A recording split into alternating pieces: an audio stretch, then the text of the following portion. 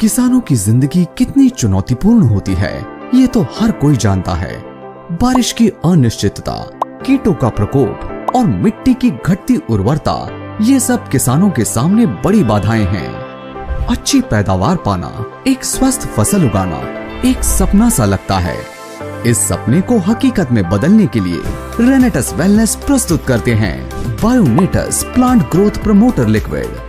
ये एक खास तरह का जैविक उर्वरक है जो आपके पौधों को ज्यादा मजबूत और स्वस्थ बनाने में सहायक है। इसमें ह्यूमिक और फुल्विक एसिड जैसे तत्व हैं जो मिट्टी की सेहत सुधारने और पौधों की बढ़वार को तेज करने में मदद करते हैं।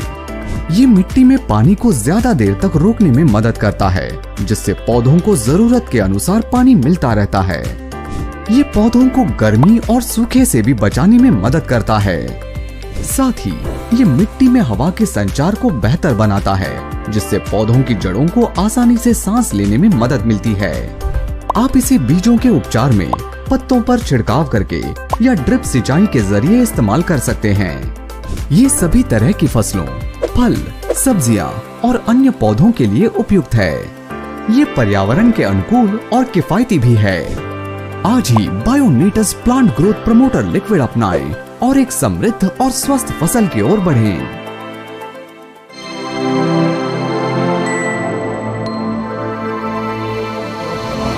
जैसा कि इसके नाम से ही हम समझ सकते हैं कि इसका जैसे कि नाम है प्लांट ग्रोथ प्रमोटर, यानी कि प्लांट की ग्रोथ को बेहतर करने में ये मदद करता है। अब ये होता क्या है ये भी जानते हैं। एक नेचुरल फॉर्मुलेशन है, साइंटिफिक तरीके से बनाया गया, जो साइंटिफिक फॉर्मुलेशन पौधों की नेचुरल ग्रोथ को बनाने में मदद करता है। आप देखेंगे कि एक बच्चा जब पैदा होता है, पैदा होने के साथ साथ पहले साल में वो बहुत ग्रो करता है ना। पहले साल में वो करीब करीब डबल हो जाता है और फिर 12, 13, 14 साल या 18 साल तक उसकी ग्रोथ धीरे धीरे धीरे धीरे होती रहती है। अब ये ग्रोथ किस तरह से होती है? जब वो बचपन में बिल्कुल छोटा होता है तो माँ का दूध पीता है। माँ का दूध पीने पर उसके शरीर के अंदर माँ के दूध के माध्यम से उसके पास ऐसी चीजें जाती हैं, ऐसा पोषण जाता है, जिससे कि उसके हार्मोनल डेवलपमेंट, उसका जो रासायनिक विकास है शरीर के अंदर, वो बेहतर तरीके से होता है। और उस रासायनिक विकास की वजह से जब वो पैदा होता है तो इतना छोटा सा होता है, लेकिन 1 साल के अंदर वो बिल्कुल डबल हो जाती है साइज उसकी। क्यों? क्योंकि शरीर के अंदर हार्मोनल विकास बेहतर तरीके से हो पा रहा है। और जैसे जैसे बच्चे बड़े होते हैं वैसा ही हार्मोनल विकास उनको पोषण के माध्यम से, उनके नॉर्मल खुराक के माध्यम से होना चाहिए और होता भी है। लेकिन पौधे पौधों का भी हार्मोनल विकास की जरूरत है, शारीरिक विकास की जरूरत है। तो उस विकास को करने के लिए पौधों को मूल तौर पे 4 चीजें चाहिए होती हैं। वो जैसे हमें खाना, पानी और हवा चाहिए, वैसे ही पौधों को भी खाना भी चाहिए, पानी भी चाहिए, हवा भी चाहिए और सूरज की धूप भी चाहिए। ये 4 चीजें बहुत ही जरूरी है किसी भी पौधे के लिए, किसी भी फसल के लिए, किसी भी तरह के फूल के लिए। ये बहुत जरूरी है कि उसको हवा मिले, पानी मिले, खाना मिले और सूरज की धूप मिले। अभी जैसे इंसान को जब खाना मिलता है तो वो ग्लूकोज में कन्वर्ट करता है। इंसान जब हवा इंसान के फेफड़े के अंदर जाती है तो वो ऑक्सीजन एब्जॉर्ब करता है। लेकिन हर पौधे में ऐसा नहीं होता। पौधे में जैसे इंसान ऑक्सीजन एब्जॉर्ब करता है, वैसे ही पौधा कार्बन एब्जॉर्ब करता है, कार्बन डाइऑक्साइड एब्जॉर्ब करता है और उस कार्बन डाइऑक्साइड को लेकर कार्बन को प्रोसेस करता है। और वो जमीन से भी कार्बन लेता है। जमीन से भी कार्बन, उसको जैसे हमारे शरीर को ऑक्सीजन चाहिए वैसे पौधे के शरीर को कार्बन चाहिए। ये कार्बन जो कि 18 एलिमेंट्स में से एक है, वो उसको जमीन में से मिलता है।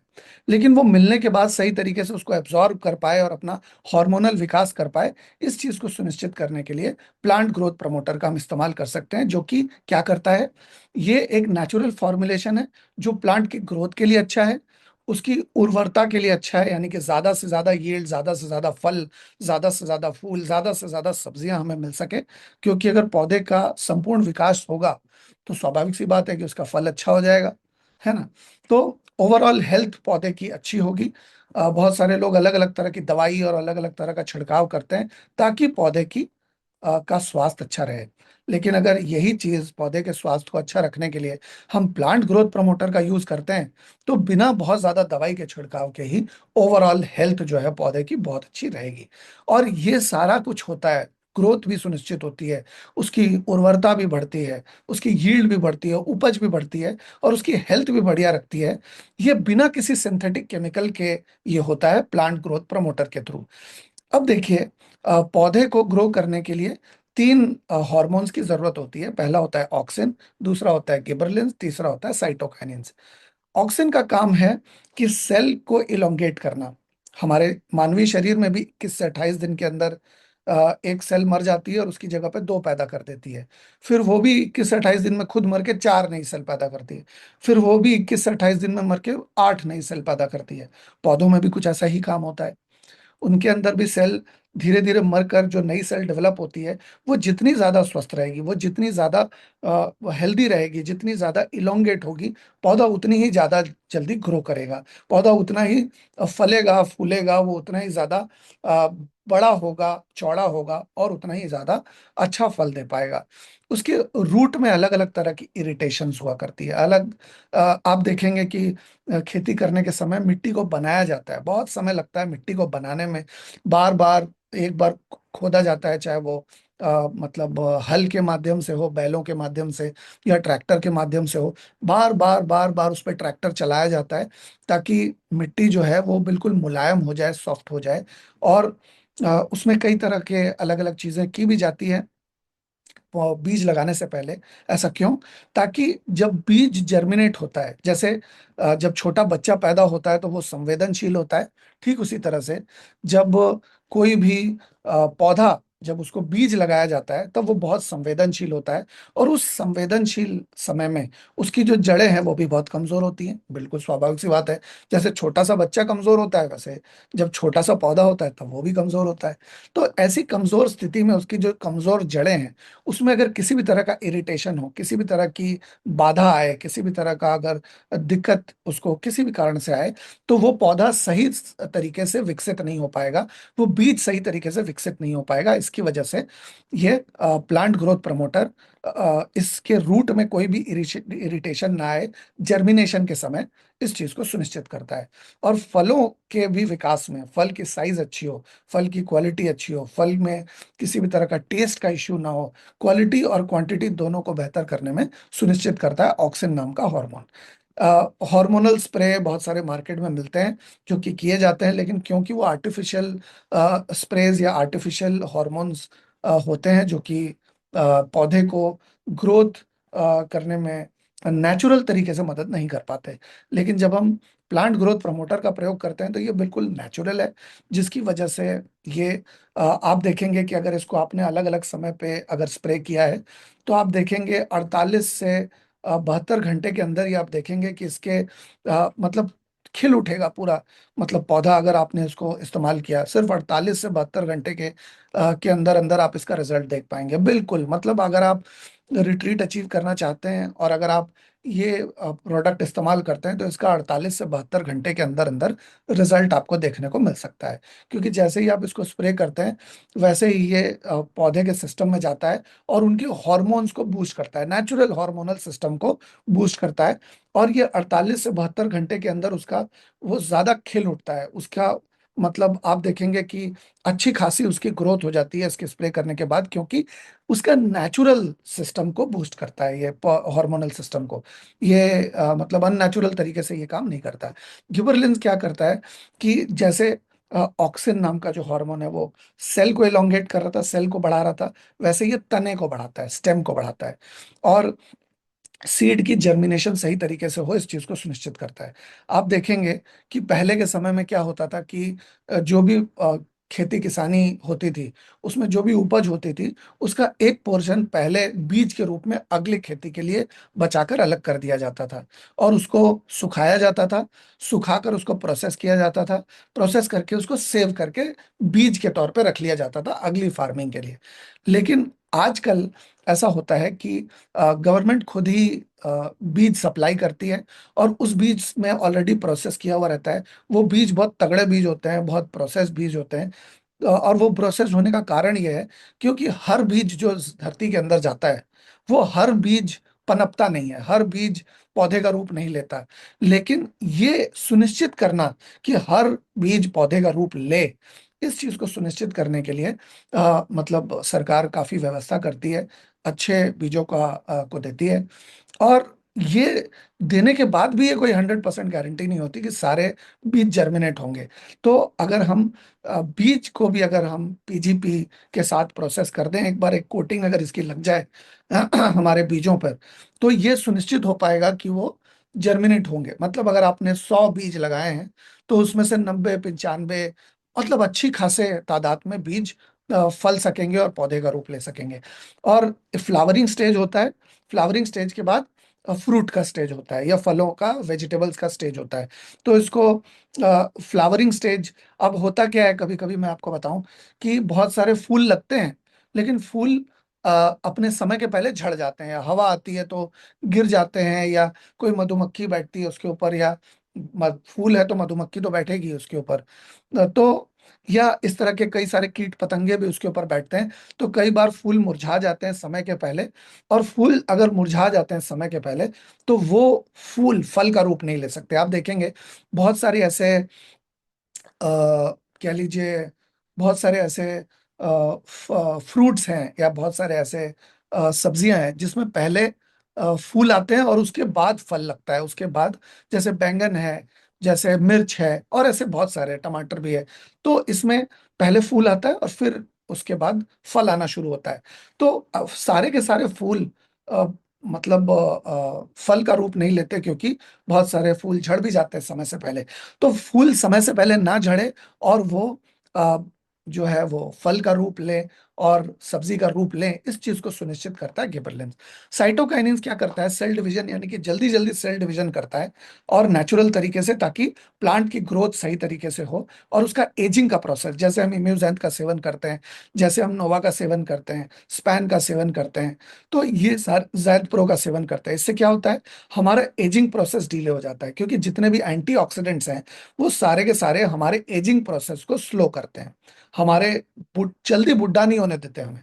ठीक उसी तरह से ये भी प्लांट के जो एजिंग प्रोसेस है, प्लांट के एंटीऑक्सीडेंट का काम करता है, प्लांट को जल्दी बुढ़ा नहीं होने देता। और प्लांट अगर जल्दी बुढ़ा नहीं होगा तो ज्यादा समय तक हमें फल दे पाएगा, ज्यादा समय तक हमें फूल दे पाएगा, ज्यादा समय तक हमें सब्जियां दे पाएगा। तो इन चीजों को सुनिश्चित करता है प्लांट ग्रोथ प्रमोटर। कैसे करता है, इन 3 हार्मोन्स को शरीर पौधे के शरीर के अंदर नेचुरली बूस्ट करके, और 18 एलिमेंट्स को एब्जॉर्ब करने में भी, जमीन से एब्जॉर्ब करने में भी मदद करता है। इसके अलावा ये क्या करता है, कैसे करता है, इसको हम संक्षिप्त में जानते हैं।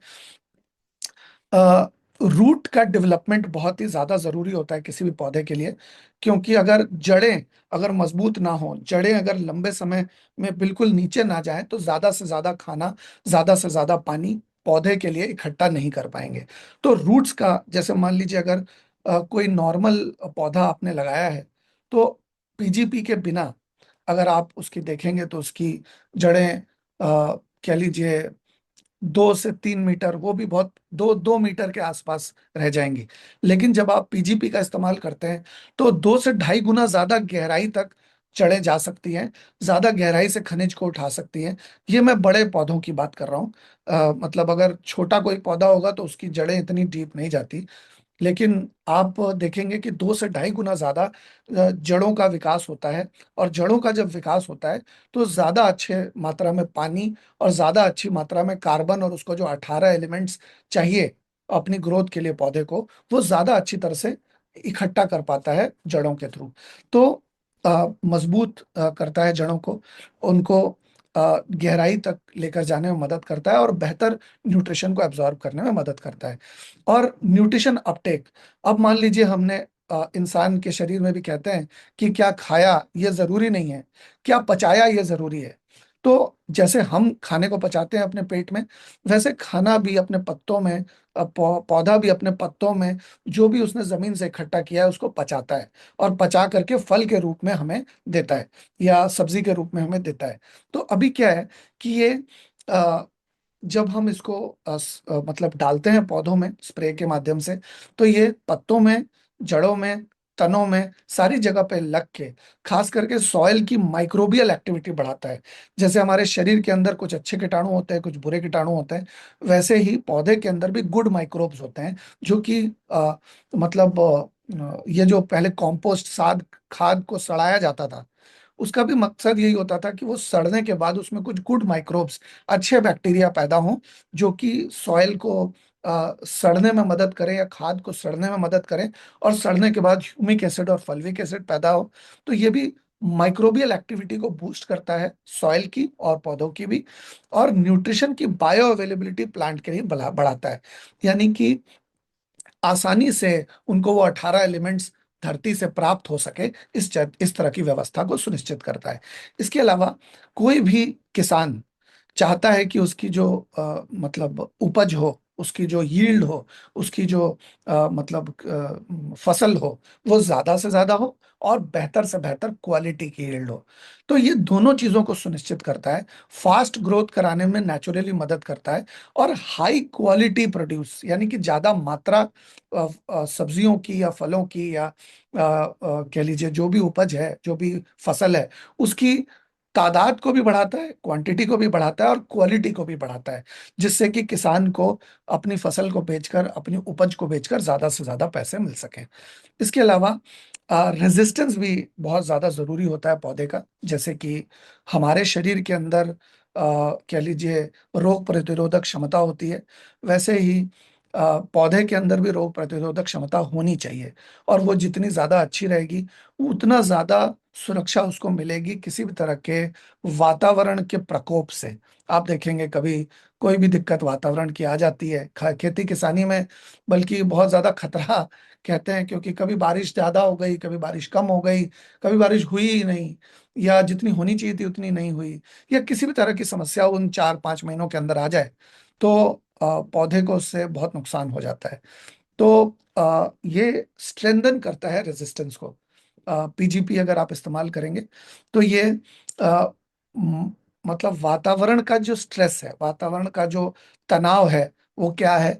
अब मान लीजिए कभी सूखा पड़ गया, या कभी सॉइल की में नमक जैसा ज्यादा मतलब ऐसा एहसास हो रहा है कि सलाइनिटी ज्यादा है, या एक्सट्रीम टेम्परेचर है, कभी गर्मी बहुत ज्यादा पड़ गई, कभी कभी मतलब बादल हैं तो कभी बहुत ज्यादा धूप नहीं मिली पौधे को। तो ये सारी चीजें पौधे का जो विकास है या जो फसल है उसके विकास को बहुत हद तक बाधा देती है। तो इस तरह के, जैसे मैं आपको उदाहरण देता हूँ, बहुत सारे लोग पोटैश का इस्तेमाल करते हैं ताकि धान हो या चावल हो, वो पौधे में बना रहे, पौधे के अंदर लगा रहे। क्योंकि अगर ज्यादा पोटैश नहीं डालेंगे, वो ऐसा उनको लगता है, और ऐसा है भी, अगर इनऑर्गेनिक खेती कर रहे हैं तो अगर पोटैश नहीं डालेंगे तो हवा चलेगी, या कोई आंधी आएगी, या थोड़ी बहुत भी तेज हवा चलेगी, बारिश होगी, तो धान जो है या जो चावल है, वो मतलब पौधे से टूट कर वो जमीन पर गिर जाएगा और वो बर्बाद हो जाएगा वो। तो वो बर्बादी रोकने के लिए बहुत सारे लोग पोटैश का इस्तेमाल करते हैं, लेकिन जब पीजीपी डालेंगे तो पोटैश की जरूरत पड़ेगी नहीं, या बहुत ही कम मात्रा में भी डालेंगे तो भी चल जाएगा, जिससे कि वो अपनी जो उपज है उसको ऑर्गेनिक रख पाएंगे, और उसको मतलब बिना किसी केमिकल का या बिना ज्यादा केमिकल का रख पाएंगे। इसके अलावा अलग अलग तरह के पेस्ट होते हैं। देखिए, क्योंकि आप देखेंगे कि जहाँ खाना होता है वहाँ मक्खियाँ आती है, और आप खाने को अगर ऐसे ही छोड़ देंगे तो उसमें फंगस जम जाएगी, उसमें बैक्टीरिया जम जाएगी, उसमें से स्मेल आने लगेगी, क्योंकि वो खाने की चीज है। आप देखिए, अगर कोई जानवर भी मर जाएगा तो वहां से भी बदबू आएगी, क्योंकि बैक्टीरिया और जितने भी तरह के माइक्रोब्स हैं, या जितने भी तरह के मतलब कह लीजिए वो उसको डिकम्पोज करते हैं। तो ठीक उसी तरह से हमारी जो फसल होती है वो भी खाने की चीज है। तो खाने की चीज सिर्फ इंसान को तो चाहिए नहीं, वो तो पौधों को भी चाहिए, वो तो जानवरों को भी चाहिए, कीट पतंगों को भी चाहिए, और वो अलग अलग तरह के बैक्टीरिया को भी चाहिए, फंगस को भी चाहिए, वायरस को भी चाहिए। तो ये सारे भी अटैक करते हैं उस खाने के ऊपर, क्योंकि वो खाना उगाया तो इंसान ने अपने लिए है, लेकिन वो खाना इंसान के पहले उसमें कीटाणु अटैक कर देते हैं, क्योंकि कीटाणु को भी खाना चाहिए। जैसे बने हुए खाने पे मक्खियां आती हैं। जैसे बने हुए खाने को आप लंबे समय तक रख दें तो उसमें कुछ भी कीट पतंगे आएंगे या बैक्टीरिया आएंगे। ठीक उसी तरह से खाने की चीज जो उग रही है तो उगने के दौरान भी उसमें बहुत सारे कीट पतंगे आ सकते हैं, फंगल या अलग अलग तरह के पेस्ट्स आ सकते हैं। वो जमीन के द्वारा भी आ सकते हैं, वो हवा के द्वारा भी आ सकते हैं। तो इस चीज से हमें पौधे को सुरक्षित रखने के लिए प्लांट ग्रोथ प्रमोटर का इस्तेमाल कर सकते हैं, क्योंकि बहुत सारे लोग बहुत सारे पेस्टिसाइड्स डालते हैं, लेकिन हमारा जो प्लांट ग्रोथ प्रमोटर है वो पौधे का जो नेचुरल इम्यून सिस्टम है उसको एक ऐसे लेवल पे लेकर चला जाता है कि हमें बाहर से लेने वाला बहुत ज्यादा कीटनाशक या पेस्टिसाइड या हर्बिसाइड की ज्यादा जरूरत पड़ेगी नहीं। लेकिन अगर कोई बहुत ज्यादा मात्रा में डाल रहा है तो एकदम से बंद ना करें, थोड़ा बहुत तब भी डाल सकते हैं वो। और इसके बारे में भी हम ट्रेनिंग करेंगे कि क्या कितना कब कैसे डालना है। ये जिनकी ऑडियो आपने सुनी है उनकी ट्रेनिंग बहुत ही जल्दी आप देखने वाले हैं। तो एंटी माइक्रोबियल और एंटी फंगल प्रॉपर्टीज प्लांट के अंदर डेवलप करने में प्लांट ग्रोथ प्रमोटर मदद करता है। इसके अलावा इको फ्रेंडली है, सस्टेनेबल है, किसी भी केमिकल फर्टिलाइजर या पेस्टिसाइड के ऊपर निर्भर नहीं करता ये। इसके अलावा ये ऑर्गेनिक फार्मिंग प्रैक्टिसेस को बेहतर करता है और खेत की जो उर्वरता है, जो सॉइल की जो फर्टिलिटी है या जो उपजाऊपन है मिट्टी का, वो बरकरार रखने में भी मदद करता है। और सॉइल की फर्टिलिटी, माइक्रोबियल डाइवर्सिटी और लॉन्ग टर्म एग्रीकल्चर हो पाए उसमें ये सुनिश्चित करता है। आप देखेंगे कि जब खेती होती है, खेती होने के बाद कटाई जब हो जाती है, तो खेती होने से पहले मतलब बीज लगाने से पहले आप मिट्टी का कलर देखिए और कटाई हो जाने के बाद मिट्टी का कलर देखिए, आप एक बहुत अच्छा खासा अंतर आप महसूस करेंगे। वह मिट्टी लाल या भूरी होगी जब आप उसको जब बना रहे होंगे मिट्टी को खेती के लिए बीज लगाने से पहले। लेकिन जब कटाई हो जाती है तो एक सफेदी सी छा जाती है सॉइल के ऊपर और सॉइल बहुत ठोस हो जाता है, बहुत कड़क हो जाता है। वो कड़क हो जाता है उसका कारण ही यही है कि उसके अंदर से जितने भी 18 एलिमेंट्स थे वो सारे के सारे पौधे को मिल गए। और पौधे को मिलने के बाद मिट्टी में कुछ बचा ही नहीं। और मिट्टी में अगर दोबारा से वो 18 एलिमेंट्स दोबारा ना डाले जाएं तो मिट्टी में कुछ रहेगा नहीं, ताकि दोबारा जब आप खेती करेंगे तो उस उपज में भी कुछ न्यूट्रिशन बचेगा नहीं। तो ये पीजीपी जो है वो इस चीज को सुनिश्चित करता है कि एकदम बिल्कुल सॉइल की फर्टिलिटी बिल्कुल जीरो ना हो जाए। तो इसको यूज कैसे करना है ये भी थोड़ा समझ लेते हैं। सीड ट्रीटमेंट, अगर आप सीड्स के ऊपर इसका ट्रीटमेंट करना चाहते हैं तो 5 ml 1 kg सीड के ऊपर आप कर सकते हैं। सीड के ऊपर आप इसको बराबर अगर आप स्प्रे कर लेते हैं और फिर अगर आप मतलब सोइंग करते हैं, फिर अगर आप बुआई करते हैं, तो उससे क्या फायदा होगा, ज्यादा से ज्यादा सीड्स को जर्मिनेट करने का मौका मिलेगा। अमूमन देखा जाता है कि अगर 100 बीज डाले जाएं तो ये खेत के ऊपर भी डिपेंड करता है कितनी अच्छी तरह से मिट्टी बनाई गई है, इसके ऊपर भी डिपेंड करता है कितने ज्यादा खाद है मिट्टी के अंदर, इसके ऊपर भी डिपेंड करता है। 60% से लेकर 80% तक की उपज होती है। मतलब आपने 100 बीज डाले तो उसमें से 60 से 80 बीज जो है वो पौधे का रूप लेंगे या फसल का रूप लेंगे। लेकिन सारे के सारे बीज फसल का रूप नहीं लेंगे, कुछ देर से जर्मिनेट होते हैं, कुछ जल्दी जर्मिनेट होते हैं। तो ये क्या करता है, जब इसको आप पौधे को पीजीपी का इस्तेमाल करते हैं, 5 ml हर 1 kg स्पीड सीड के ऊपर छिड़काव करते हैं, तो इससे क्या फायदा होता है कि ये कोटिंग बना देता है बीज के ऊपर। और जब बीज को जमीन में लगाया जाता है तो उस कोटिंग की वजह से उसको पोषण मिलता रहता है, उसको अलग अलग तरह के मतलब सुरक्षा प्रदान करने के सुरक्षा प्रदान होती है। मतलब अलग अलग तरह के कीटाणुओं से जो कि सॉइल के अंदर हो सकते हैं, अलग अलग तरह के पेस्ट से सुरक्षा मिलती है। और उसको बढ़ने के लिए जो खाद चाहिए वो खाद भी उसको आसानी से मिले, इस चीज को वो कोटिंग सुनिश्चित करती है। इसके अलावा फॉयलर स्प्रे करते हैं बहुत सारे लोग, तो वो 40 ml 15 लीटर पानी में, आप देखेंगे कि किसान एक बैग सा मतलब टंगा के रखते हैं जिसमें पीछे एक मतलब बॉटल होती है इतनी बड़ी सी एक बस्ते की तरह, और वो हाथ में स्प्रे होता है स्प्रे करने वाला। अमूमन वो 15 लीटर का होता है, 15 लीटर का भी आता है, 12 लीटर का भी आता है, थोड़ा बड़ा भी आता है, पर अमूमन वो 15 लीटर का स्टैंडर्ड माना जाता है। तो 15 लीटर में अगर 40 ml डाल दें, उसको अच्छी तरह से मिक्स कर लें और उसको अगर फॉइलर स्प्रे के द्वारा फॉलियर स्प्रे के द्वारा स्प्रे करें तो इस तरह से कर सकते हैं। मतलब परिमाण मिलाने का जो है वो एक 40 ml मिलाना है 15 लीटर के पानी के अंदर। ड्रिप इरिगेशन अगर कर रहे हैं तो 1 लीटर में 200 लीटर के अंदर 1 लीटर मिलाना है। ये जो हमारा बायोनेटस का प्लांट ग्रोथ प्रमोटर है, इसकी क्वांटिटी 500 ml की है। इसकी नेट क्वांटिटी 500 ml की है, यानी कि अगर आप 1 एकड़ में अगर आप इसका इस्तेमाल करना चाहते हैं तो 2 बॉटल आपको लगेगी। अगर आप ड्रिप इरिगेशन का की खेती कर रहे हैं तो आपको 2 डब्बे लगेंगे। और इसकी एमआरपी 1242 रुपये है, और इसकी डिस्ट्रीब्यूटर प्राइस जो है वो 954 रुपये है। इसकी क्वांटिटी जैसा कि मैंने बताया 500 ml है। तो अगर आप ड्रिप इरिगेशन कर रहे हैं तो आपको 2 पीजीपी लगेगा। अब हम देखते हैं कि पर एकड़ जो क्वांटिटी है पीजीपी की, वो क्रॉप की हाइट के ऊपर डिपेंड करता है। अगर गन्ने की फसल है, या अगर कह लीजिए गेहूं की फसल है, या अगर सूरजमुखी की फसल है, या कह लीजिए भुट्टे की फसल है। भुट्टा यानी कि कॉर्न कॉर्न उसे कहते हैं। तो ये जो लंबी लंबी फसलें हैं, इसमें अलग क्वांटिटी है, और जो छोटी फसलें हैं उसमें क्वांटिटी अलग है।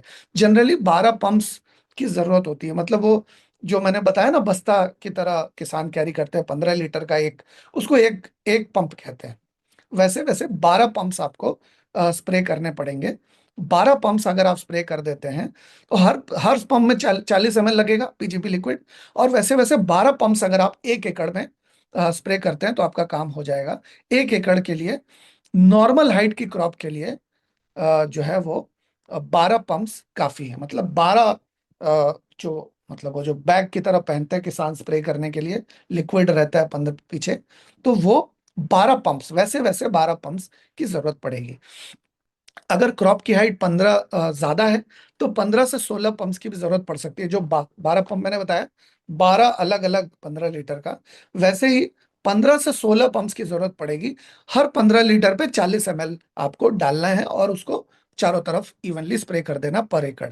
अब ये कौन कौन सी है? वीट है, या अ, अ, अ, एक पैडी होती है खास तौर पे, मतलब एक चावल होता है जो काफी लंबा होता है, और सनफ्लावर, शुगर केन, मेज, और जिससे साबूदाना बनता है, टैपियोका, वो भी थोड़ा लंबा होता है, जिसकी वजह से उसमें आपको मतलब 15 से 16 पंप्स की जरूरत पड़ेगी। और पीजीपी लिक्विड आप 2 बार इस्तेमाल कर सकते हैं। एक बार आप इस्तेमाल कर सकते हैं फूल आने से पहले, और एक बार आप फल आने से पहले भी इस्तेमाल कर सकते हैं। ऐसा करने पर ज्यादा बेहतर रिजल्ट आपको देखने को मिलेगा।